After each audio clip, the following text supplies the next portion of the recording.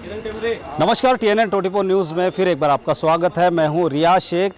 किसी ने सोचा था कि 2 महीने के लंबे लॉकडाउन के कारण हम अपने ही घर में बंद होकर रह जाएंगे, सारे कामकाज बंद हो जाएंगे और एक तन्हा बनकर हम अपने घरों में कैद हो जाएंगे, ये किसी ने नहीं सोचा था। लेकिन कुछ ऐसी संस्थाएं हैं जो जाकर गरीबों की झोपड़पट्टी स्लम एरियो में भी मदद कर रही हैं। आज मेरे साथ एक ऐसी ही संस्था है, एक ऐसा ही NGO है जो गरीबों की मदद के लिए फिर से हम दोबारा पलोटी चर्च पश्चिम एरिया पलोटी चर्च सूरज नगर में फिर एक बार आए हैं उन गरीबों की प्यास, उन गरीबों की भूख मिटाने एक NGO के साथ। तो हमारे साथ में एक ऐसे शख्स है जिन्होंने अपने खुद के बलबूते पर वो राशन खरीदा और इन गरीबों में वाटअप किया जा रहा है।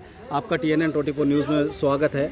क्या कहना चाहेंगे आप? जी, हमारी ये जो PCF संस्था है, ये हमारी सेल्फ फाइनेंस संस्था है।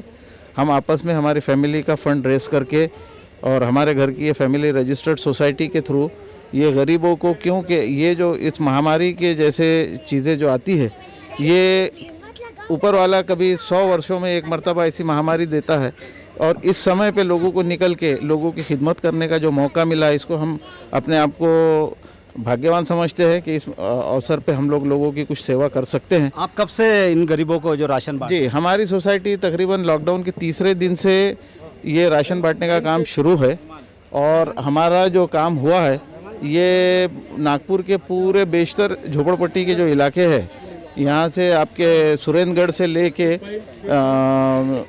IBM रोड के बाद में पल्लोती, उधर हमारा टीपू सुल्तान नगर। अभी ऐसा कोई आपको एक परिवार मिला है जिसके घर में वाकई में खाने के लिए कुछ नहीं था, या 2 दिन से भूखे थे, या उनके बच्चे रो रहे थे, या उनका परिवार रो रहा था, ऐसा कुछ आपके ज़हन में? जी, अभी हमें कल परसों के रात में शतरंजीपुरे से हमें मैसेज आया था। जो लोग क्वारंटीन सेंटर से वापस आए थे, 14 दिन से वो लोग क्वारंटीन सेंटर में थे। आने के बाद में अभी फिर 7 दिन वो क्वारंटीन सेंटर में सेल्फ क्वारंटीन घर में रहेंगे। तो उसमें कई फैमिलीज़ थी जिनके घर में खाने के लिए एक दाना भी अनाज नहीं था। तो कल हमने 11:30 बजे उनको ले जाके कम से कम 40 किट और आज फिर से 50 किट, ऐसी 90 किट वहाँ पे पहुँचाए। आपने देखा होगा कि पिछली बार लॉकडाउन के चलते जहाँ गरीबों को राशन नहीं मिल रहा था और लॉकडाउन शुरू ही था, ऐसी स्थिति में एक महिला हमारे साथ थी जिसकी बच्ची जो अपंग है और हैंडीकैप है, वो चल फिर नहीं सकती, वो मेरे साथ ही खड़ी है। तो उन आज का दिन है कि जो राशन यहाँ इन्हें दिया गया है, डॉक्टर नुसरत की तरफ से लाके दिया गया है, यहाँ पर उनकी टीम की तरफ से लाके दिया गया। मैं आपको बता दूं कि उनकी गाड़ी यहाँ खड़ी है जिसमें राशन पूरा भरा हुआ है और उनकी पूरी टीम यहाँ मौजूद है सूरज नगर झोपड़पट्टी पश्चिम एरिया में। आइए हम उस अपंग लड़की जो बेचारी एकदम गरीब है, गरीब स्थिति ये परिवार है, उन्हीं से हम बात करते हैं। क्या नाम है आपका? किरण टेमरे। किरण जी, पिछली बार लॉकडाउन शुरू था और उसके 8 दिन बाद ही यहाँ अनाज आया था सूरज नगर में, उसके बाद किसी ने आपको लाके दिया? नहीं दिए सर। उसके बाद नहीं लाके? नहीं। तो क्या किन परेशानियों का सामना करना पड़ा आपको? अब क्या बताएं, अब परेशानी तो निकालना ही पड़ता है कैसा भी करके। सरकार की तरफ से आपको कोई मदद मिली? नहीं, सरकार की तरफ से भी नहीं मिला। हम फिर अभी तक क्या खा रहे पी रहे थे आप?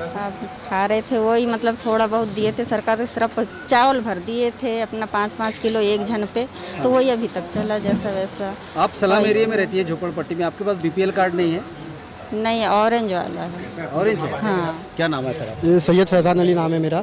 मैं भी यहाँ पे तकरीबन 21 मार्च से काम कर रहा हूँ इस संस्था में। बहुत ही अच्छा काम हो रहा है, अनुभव देखने को मिल रहा है कि हम जहाँ पे भी जा रहे तो लोगों की ज़रूरत ये संस्था पूरी कर रही है। एक वाक़या ऐसा हुआ कि कपिल नगर से हमको कॉल आया कि 8 से 10 लोगों की ज़रूरत है फैमिली की।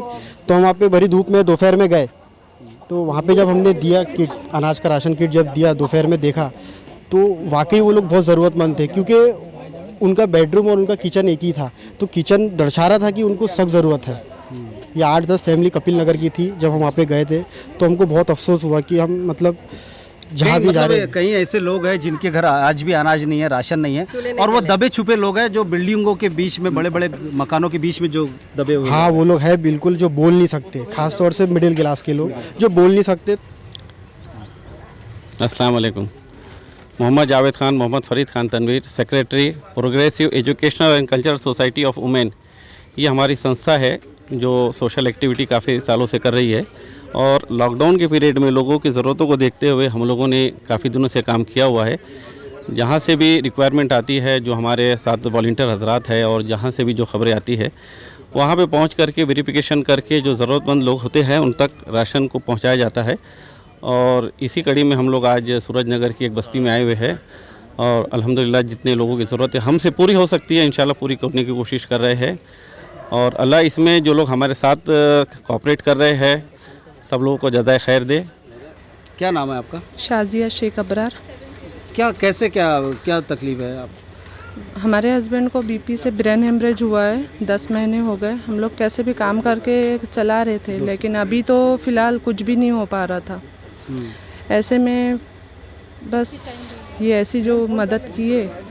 क्या हुआ है आपके शौहर को? क्या हुआ? ब्रेन हेमरेज से पूरा वन साइड उनका ये हो गया। अच्छा, आपके यहाँ बच्चे कितने हैं आपके? 2 ही बच्चे हैं। बड़े हैं छोटे हैं? छोटे हैं, एक 5 साल का है, एक 7 साल की है। तो फिर अभी तक कैसा घर खर्चा चला रही थी आप? कैसे मैं खाना? काम करती थी। आप काम करके अपना? हाँ, हस्बैंड को भी पाल रहे, बच्चे को भी पाल रहे थे। अभी तक तो मैं ही काम कर रही थी। अभी ये लोगों की मदद अभी ये मदद से मेरा थोड़ा बहुत चल रहा है। क्या चाहेंगे आप सरकार को? क्या सरकार को क्या आवाज़ देना चाहिए? क्या मदद चाहती है सरकार? हमारे जैसे गरीबों की मदद करना चाहिए ना। सरकार ने आगे आके, आम जनता तो आ ही रहे जिनके पास है, लेकिन सरकार ने भी तो करना चाहिए ना। उनके तरफ से सिर्फ राशन कार्ड अगर है तो 5 किलो चावल दे रहे, उसमें क्या होता? 15 किलो दे रहे हैं तो 15 किलो में 3 महीना खा सकता है इंसान। सिर्फ चावल से होता है। संस्था की तरफ से ये बांटे रहे हैं। ये PECS फॉर वीमेन हमारी संस्था का नाम है। 6 साल से हम लोग इस पे काम कर रहे हैं। और मैं एक डॉक्टर होने के नाते मुझे समझ में आया कि समाज में जो तबका है, गरीब तबका ख़ास तौर से मैं कहूँगी, उनको एक तो ये है कि माली हालत बहुत अच्छी नहीं है लोगों की, और उससे ये कि सब अपनी अपनी परेशानियों में डूबे हुए हैं। और अभी तो लॉकडाउन की वजह से इस कदर इन लोगों की हालत ख़राब हुई है कि हमको समझ में नहीं आ रहा है कि मदद हम किस तरह से करें, कैसे इनके दुख दर्द बांटें। मेरे पिताजी थे, वो अभी दुनिया में नहीं है, वो शायर भी थे। उनका एक शेर है, नाम रहता है ज़माने में उन्हीं का, बाकी काम दुनिया में भलाई का जो कर जाते हैं। उनकी सीख है जिसने हमको आमादा किया कि आपके किन समाजों को दे रहे हैं? कि मुस्लिम समाज में बांटा जा रहा है? नहीं, कोई समाज का, कोई जात का, कोई धर्म का कोई भेदभाव नहीं है। जो ज़रूरतमंद है, जिस जगह से हमको फ़ोन आ रहा है, हम लोग वहाँ पहुँच रहे हैं और उनकी ज़रूरतों को हम पूरी कर रहे हैं। अभी तक कितनी जगह दे चुके हैं आप?